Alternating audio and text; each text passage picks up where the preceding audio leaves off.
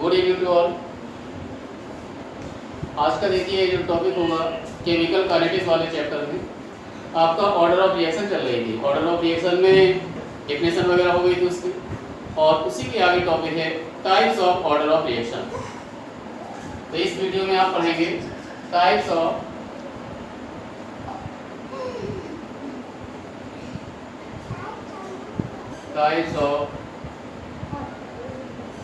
Order of reaction.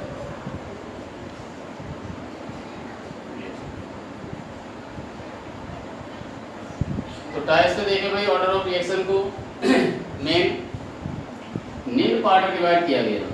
It is divided in following type. Number 1, zero order of reaction. Zero order of reaction इसे बोलेंगे आप शून्य कोटि की अक्रिया, जीरो ऑर्डर। सेकेंड आपका होगा first order of reaction, order of reaction.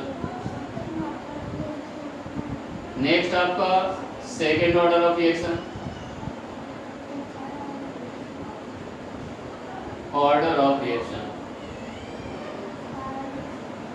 And next third order of reaction,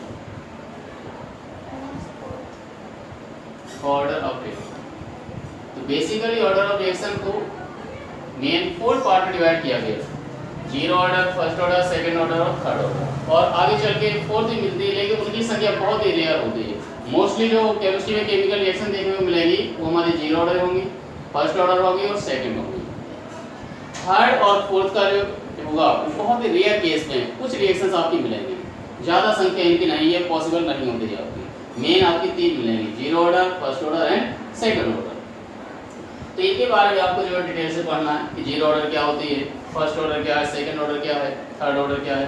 तो सबसे पहले हम स्टार्ट करते हैं जीरो ऑर्डर से। Zero order of reaction. Zero order देखेंगे क्या होगी।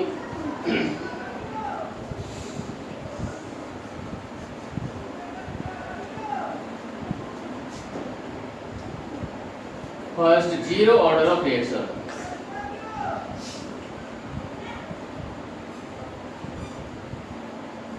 ऑर्डर ऑफ रिएक्शन इसे आप बोलेंगे हिंदी में शून्य कोटि की अक्रिया, जीरो ऑर्डर। अब जीरो का मतलब क्या होगा कि इसमें हमने एग्जांपल लिया, ये लिया H2 और plus Cl gives out twice HCl। अब इसकी जो रेट होगी, रेट ऑफ रिएक्शन को हम रिप्रेजेंट करते हैं dx/dt के द्वारा। तो dx/dt is equal to K into concentration of H2 into concentration of Cl।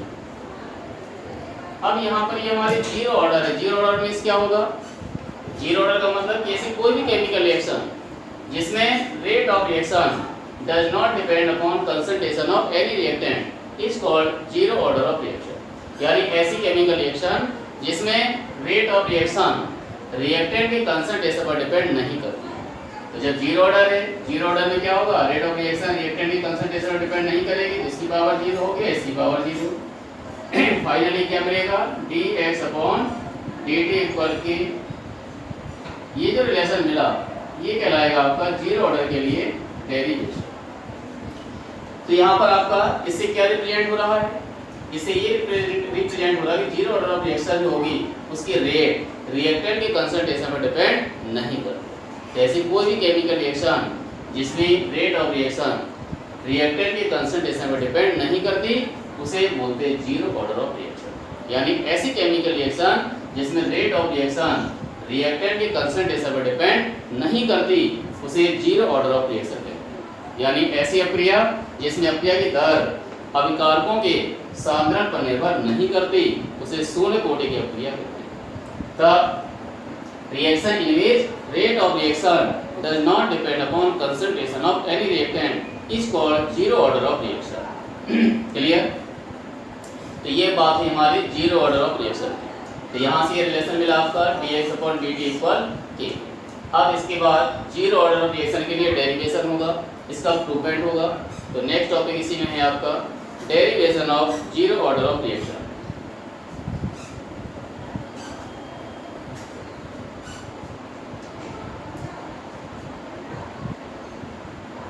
Derivation of zero order of reaction.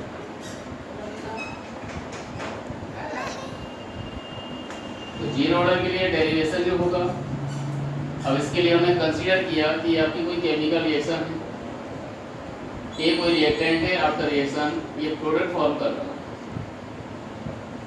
अब इसका जीरो ऑर्डर है, तो जीरो ऑर्डर वाले केस में क्या होगा, किसके लिए, for zero order. Zero order के लिए क्या होता है भाई कि dx/dt equal to k into concentration of k।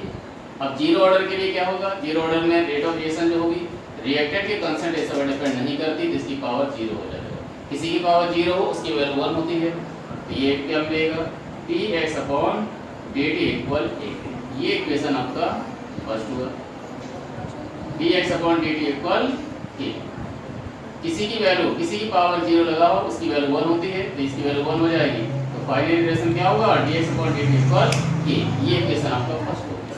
अब इक्वेशन फर्स्ट के दोनों साइड का इंटीग्रेशन करेंगे, तो on integrating of equation first on both side, जब इसका आप जो इंटीग्रेशन करेंगे दोनों साइड, तो इंटीग्रेशन के बाद क्या मिलेगा, इंटीग्रेशन ऑफ dx/dt। ये k कांस्टेंट वैल्यू है, कांस्टेंट वैल्यू जो भी होंगी उनका इंटीग्रेशन नहीं होता है, तो k जैसा वैसे ही रहेगा। अब dx/dt का इंटीग्रेशन होगा तो ये आएगा x/t इक्वल k। तो ये जो रिलेशन मिला ये इसी को हम लिखेंगे k इक्वल x/t। तो ये जो इम्प्रूवमेंट मिला ये हमारा हो गया इंटीग्रेटेड रिलेशन या फिर derivation of k for first order of reaction. k यहाँ पर क्या होगा, where k equal rate constant है, वेलोसिटी कांस्टेंट, x क्या होगा कंसंट्रेशन और t हमारा टाइम पीरियड। ओके, नोट कर लें। Clear, all the best.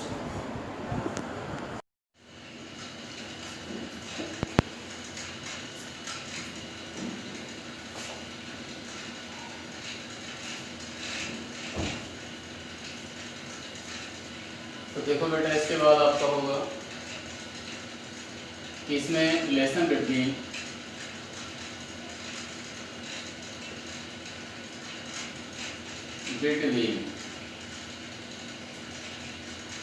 k and t half for zero order of reaction. यानी जीरो ऑर्डर ऑफ रिएक्शन के लिए रेट कांस्टेंट और हाफ लाइफ पीरियड में रिलेशन निकालना। तो अभी आपने देखा कि इसके लिए रिलेशन आपने क्या प्रूव किया था कि we know that rate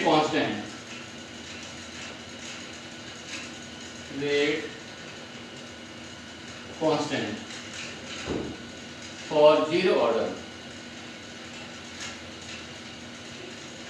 तो जीरो ऑर्डर के लिए रेट कांस्टेंट आपने भी क्या प्रूव किया हुआ था, k इक्वल x/t। ये इक्वेशन आपका हुआ है। अब जीरो ऑर्डर ऑफ रिएक्शन के लिए रेट कांस्टेंट इक्वल यानी k इक्वल क्या होता है x/t। अब हमें चाहिए किसके लिए, हाफ लाइफ पीरियड। तो फॉर हाफ लाइफ मींस आधी आयु। किसी भी सब्सटेंस का ऐसा टाइम होता है जिसमें वो उसकी हाफ क्वांटिटी प्रोडक्ट में कन्वर्ट हो जाती है और हाफ क्वांटिटी आपकी शेष बच जाती है। तो हाफ लाइफ पीरियड के लिए यहाँ t लिखा हुआ है, तो t के प्लेस पर आपको क्या लिखना होगा, t हाफ, टाइम को हाफ कर देंगे। जब टाइम हाफ कर देंगे तो आपका वर्क भी आधा होगा। तो भी काम आप कर रहे हैं, यदि समय आपने आधा कर दिया, समय आप आधा दे रहे हैं, तो उसके लिए आपका जो वर्क कितना होगा, हाफ हो पाएगा, हाफ शेष बचेगा। तो ये x इक्वल क्या बचेगा आपका a/2। यहाँ a क्या है, इनिशियल क्वांटिटी ऑफ रिएक्टेंट। जो रिएक्टेंट होगा केमिकल रिएक्शन में उस रिएक्टेंट का इनिशियल क्वांटिटी है। जब टाइम को आपने हाफ कर दिया, इनिशियल क्वांटिटी भी आपकी हाफ बचेगी। अब t और x की दोनों वैल्यू की इक्वेशन फर्स्ट में पुट कर दें, तो ये आपका होगा put the value of t and x in equation second, in equation first, sorry. अब यहाँ पर क्या होगा, अब इसके लिए आप पुट करेंगे वैल्यू आप, तो k इक्वल होगा x की प्लेस पर लिखा आपने a/2 और अपॉन t के प्लेस पर लिखेंगे t हाफ, तो रिलेशन मिलेगा k इक्वल, ये t हाफ आपका 2 नीचे आ जाएगा तो a/2 t हाफ के, तो t हाफ इक्वल टू निकालना चाहेंगे तो t हाफ इक्वल क्या निकलेगा, t हाफ इक्वल टू मिलेगा a/2 के हमारी कांस्टेंट वैल्यू है, तो t इक्वल t हाफ इक्वल क्या लिख सकते हैं इसको हम a, या t half proportional to a, ये जो मिला ये हो गया इसका रिलेशन। इसके लिए जीरो ऑर्डर ऑफ रिएक्शन के लिए k और हाफ लाइफ पीरियड में रिलेशन, तो यहाँ से आप जो है इसी ये रिप्रेजेंट हो रहा है कि हाफ लाइफ पीरियड जो होगा वो इनिशियल कंसंट्रेशन डायरेक्टली प्रोपोर्शनल होता है। यदि जीरो ऑर्डर ऑफ रिएक्शन के लिए इनिशियल कंसंट्रेशन इंक्रीज करेंगे तो हाफ लाइफ भी आपका इंक्रीज होगा, इसको डिक्रीज करेंगे तो ये भी हमारा डिक्रीज होगा। उसी प्रकार k और t हाफ का रिलेशन ये है आपका ऊपर से, तो यहाँ से क्या आप देख रहे हैं कि जो हमारा k है वो a के डायरेक्टली प्रोपोर्शनल है और t के t हाफ के इनवर्सली प्रोपोर्शनल है। यदि t हाफ के इंक्रीज करेंगे, हाफ लाइफ पीरियड को बढ़ाया तो k की वैल्यू हमारी क्या होगी, k की वैल्यू घटेगी, डिक्रीज होगा, उल्टा होता है क्योंकि एक इनवर्सली प्रोपोर्शनल है, एक की वैल्यू को हम बढ़ाएंगे तो दूसरी हमारी इंक्रीज होगी। तो ये रिलेशन था हमारा relation between k and t half और zero order of reaction. Okay, all right.